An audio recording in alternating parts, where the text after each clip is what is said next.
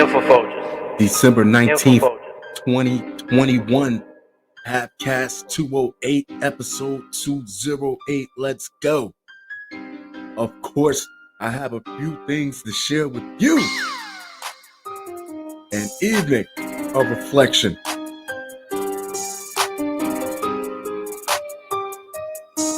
Shall we?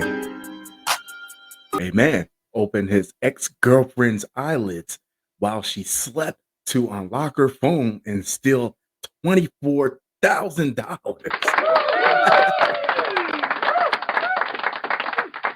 There is no better way to break up. A Chinese man has been jailed for stealing money from his ex, per reports.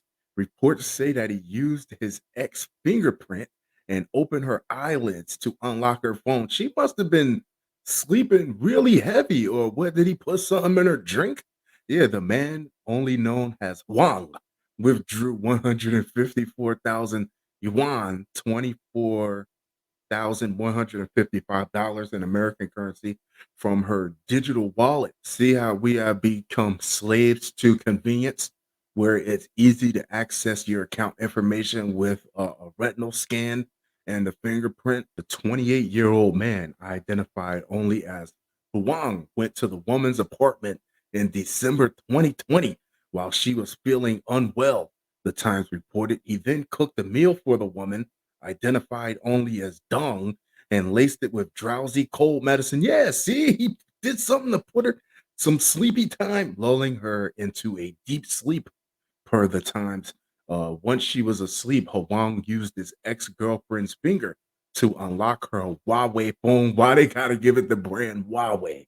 According to court documents seen by the local state-run newspaper, Nanning Evening News.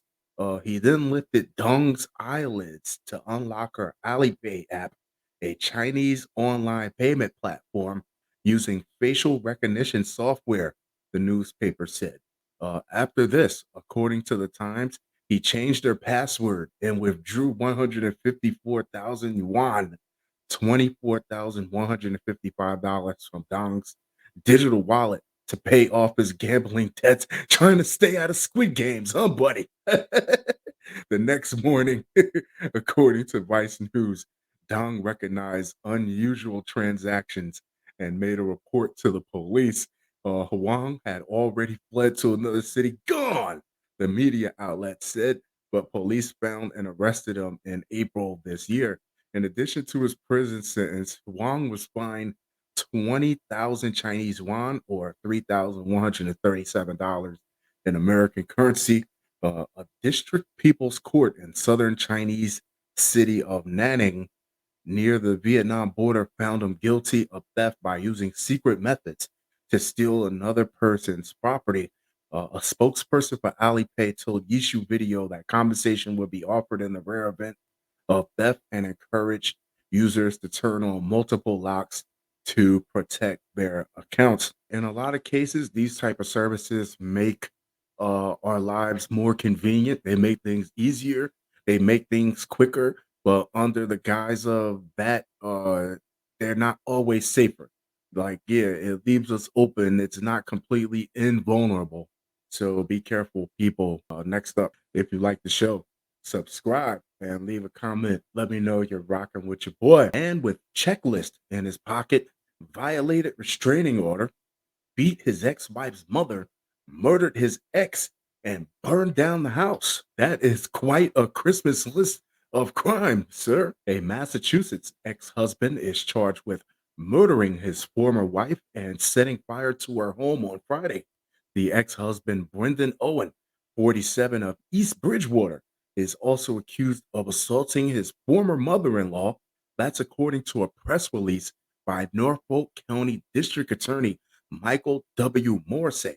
According to the DA's office, the Franklin Police Department received a 911 call at around 7:40 a.m. Friday. The unofficial official hours for all arguments and domestic assaults are early in the morning, between the hours of 2 o'clock and 8 o'clock, when everybody else around you has to either go to sleep or go to work.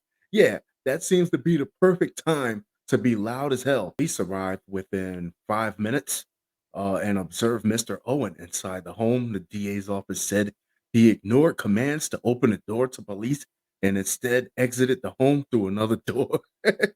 Yo, once the police are there, it's not like you're just gonna walk off and they'd be like, "Oh, he left? Oh, yeah, he left." You're not getting away like that.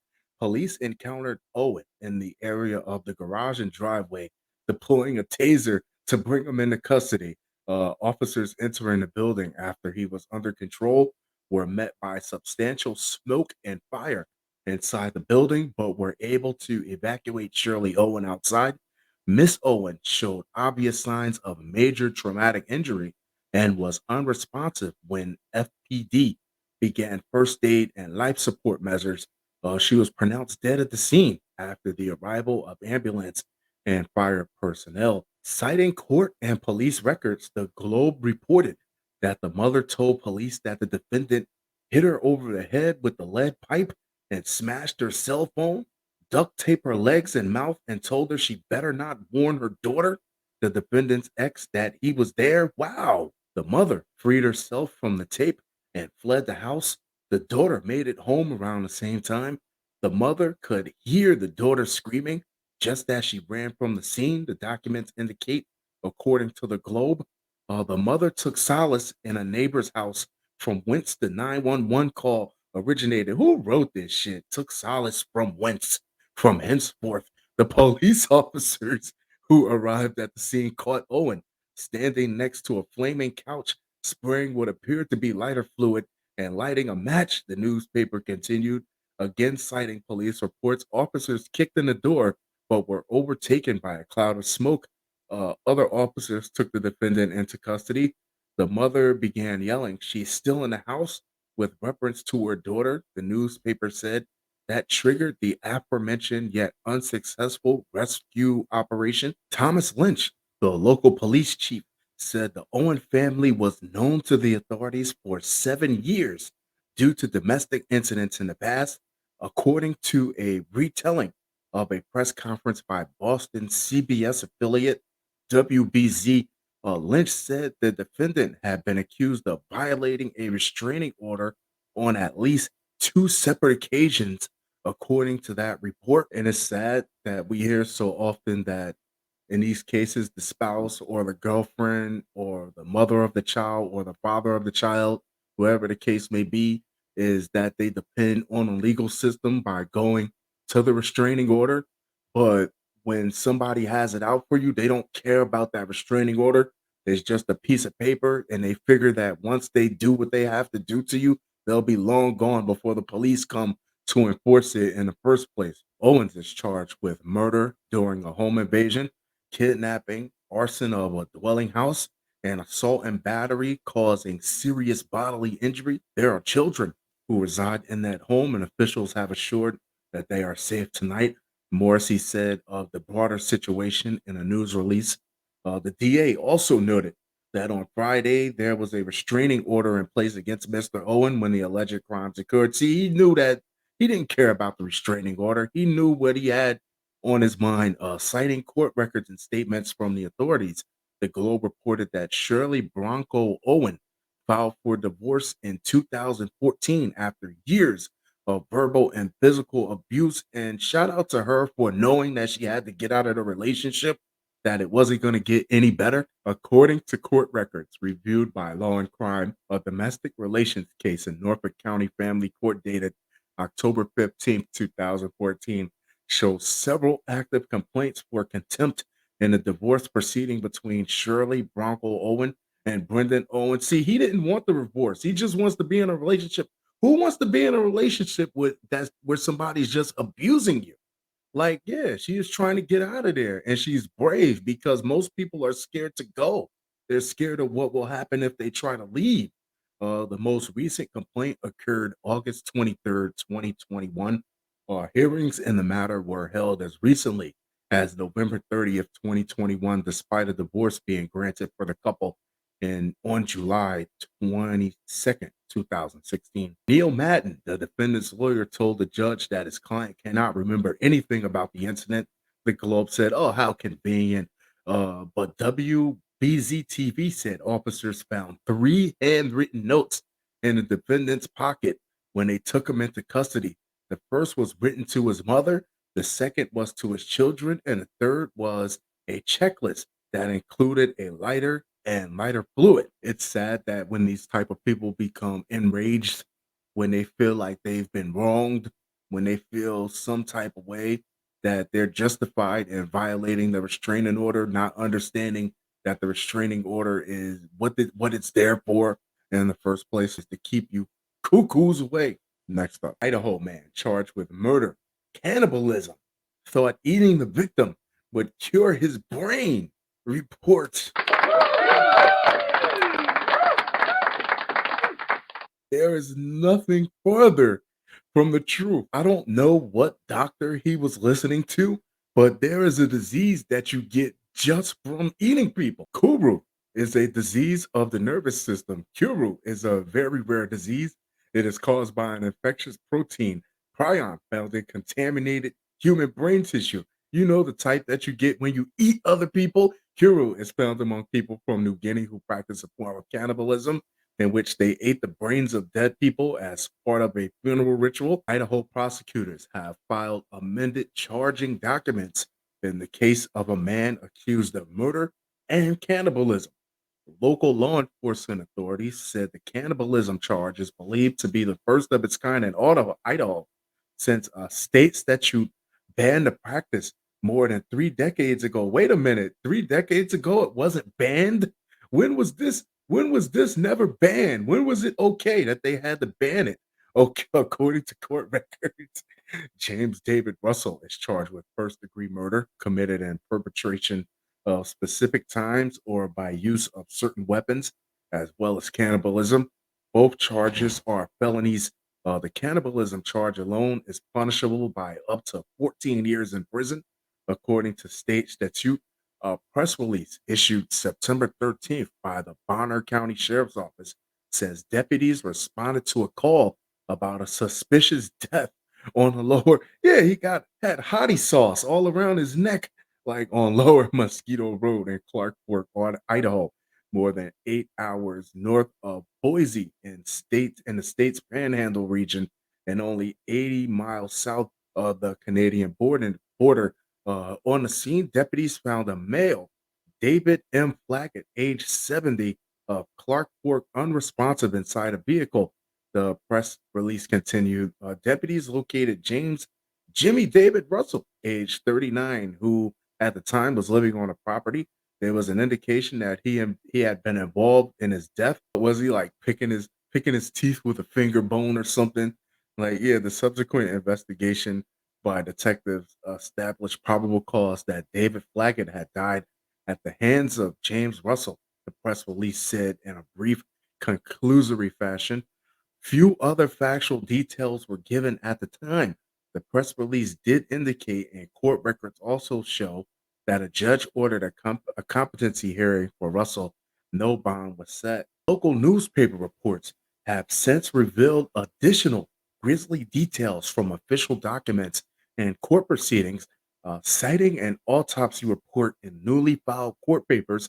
Idaho's Hagadone News Network said pieces of Flackett's body were found around Russell's house the day after the murder. Those pieces included a thermal artifact, and observational finding showed that heat has been applied only to a portion of the remains as opposed to the entire body. What was he like cooking it?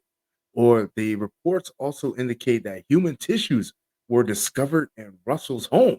Authorities seized a bloodied microwave and glass bowl, as well as it's Idaho. You can't just eat potatoes, as well as a bloody knife and duffel bag as part of their search for clues. According to the newspapers, a supplemental probable cause affidavit alleges that Russell thought he could heal himself by cutting off portions of flesh. Doing so, he believed, would cure his brain, according to court filings. Bonner County Detective Philip Stella indicated that a so called cleanup kit was employed to dispose of items and evidence. According to the newspapers, authorities believe the victim was duct taped before he was killed. Stella acknowledged that the shocking case would no doubt haunt the imaginations of those who learned about it. There's a lot of facets we will certainly never know. Stella continued again. It wasn't the bloodiest crime scene, but it's more of the psychological. What the heck is going on here? And why am I picking up pieces? Ew. It's a walk down a dark path we don't see very often. Russell reportedly did not understand his Miranda rights after several attempts by officers to read them. He apparently kept uttering that the land where the killing occurred was private property and that we don't like non-family on it. That is some hills have eyes, some wrong turn, some Texas Chainsaw Massacre, some oh my god. Next up. Yo, that last story wasn't all the way right. I ain't even gonna lie. That got me feeling some type of way. That is a creepy one. Man killed after brother-in-law hits him with truck after Christmas party fight. Police say. Oh, you love your spouse. You love your boyfriend. You love your girlfriend. Stop dragging them to every family event trying to make a square peg fit in a round hole. They don't like him. They don't like her. Live with it. Police in Georgia are looking for a man who they say fatally struck his brother in law after getting into a physical altercation during a family Christmas party. The incident occurred early Saturday morning in the city of Lawrenceville, about 25 miles northeast of Atlanta. The Gwinnett County Police Department said they received calls around 5:15 a.m. reporting a man identified as 41-year-old Juan Davila lying in the street, suffering from significant injuries from a pedestrian collision. Davila was taken to a local hospital where he later died from his injuries during preliminary investigations. Gwinnett County detectives ruled that Davila had died as a result of a homicide. Wow. He said Davila had attended a Christmas party at a Lawrenceville home when he got into an argument with his brother in law, identified as 34-year-old Ernesto Palayo. The argument turned into a physical fight that occurred in the backyard of the home. Palayo and Davila then left the house, and Palayo got into his truck. Officials say Palayo then hit Davila with his truck on the road in front of the house before driving away. I told you I didn't want to go. Detectives said they are unsure what caused the argument and how Palayo and Davila ended up in front of the house. From now on, just bring your girlfriend a plate. Just bring your boyfriend a plate home. Just bring your spouse a plate home. Don't drag them to every family picnic and every family event that you got to go to, and half your family don't like him or her. Fun show, fun show, fun show. That being said, I'm gonna wrap this one up, but I'll be sure to talk to you guys very, very soon. Adios.